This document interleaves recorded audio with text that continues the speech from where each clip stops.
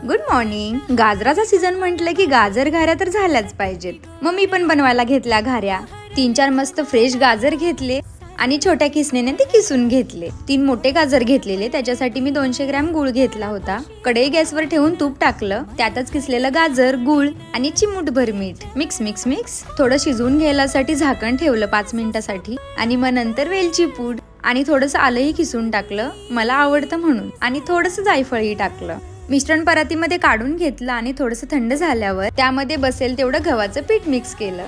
यामध्ये अजिबात पाणी वापरलं नाही मी, जेवढं या गुळाच्या पाण्यात बसेल तेवढंच पीठ टाकलं आणि मस्त मळून घेतलं आणि 20 मिनिटांनंतर घाऱ्या बनवायला घेतल्या। मी असं मोठी गोळी करून मग वाटीने आकार केले होते, तुम्ही एक एक गोळी करून लाटू शकता। थोडीशी खसखस लावली आणि घाऱ्या तळून घेतल्या।